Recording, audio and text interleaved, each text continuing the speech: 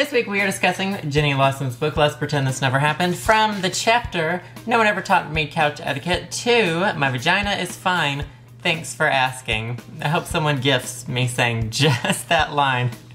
Puts it right on Tumblr. Out of context. Now, if I'm being modest, I have to say that I split up these first two sections of the book perfectly. Last week's section dealt more with young Jenny Lawson in a small town, going to school, figuring things out. And this second section seemed to deal with Jenny Lawson transitioning to adulthood, still figuring things out, but getting married, having kids, and all the things that that entails. Also, this is the first book I've read in a long time where I find myself laughing so hard that I have to stop and catch my breath, get a little tissue, wipe my eyes. And I wrote down that this notably happened in the vagina chapter when Jenny Lawson was talking about the blue gel leaking from the diaper and the neighbor watching, and then the boob falling out really was the icing on the cake. The detail mixed with the tone, mixed with the sentence structure, just made for this perfect humorous combination. Also, the HR chapter surprisingly really made me want to go into HR just so I could witness some of that chaos for myself. However, my favorite chapter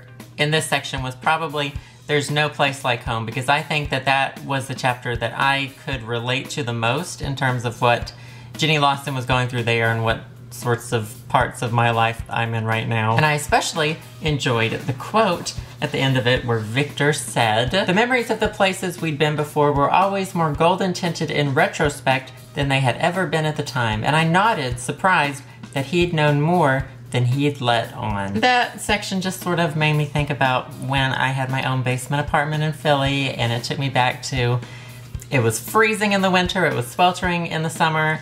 It sounded like the family that lived above me had like 20 kids and like 7 dogs. There were house centipedes everywhere. If you don't know what a house centipede is, go to Google Images, look it up. I'm warning you now though, it's disgusting. And they would crawl above the bed at night and fall on top of me.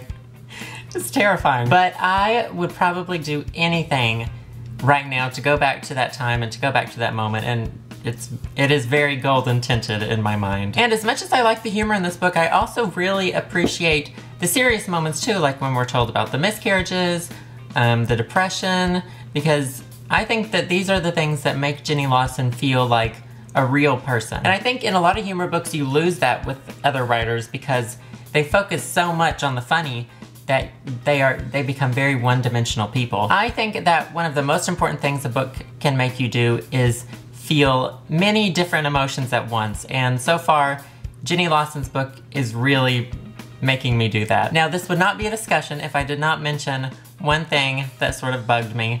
The couch cushion chapter was almost too much like a romantic comedy situation for me. In particular, the scene in Dairy Queen when Victor said, "I happen to like Dairy Queen spoons," and you can just imagine at this point that awful Bruno Mars song comes on, "Just the way you are." I shouldn't sing in these videos. But in reality, I am probably just jealous of this moment because I've never had a moment like this. I'm gonna start singing a Kelly Clarkson song right now. I would very much enjoy if a Mark Darcy character via Bridget Jones's Diary would come and tell me that he likes me just the way I am.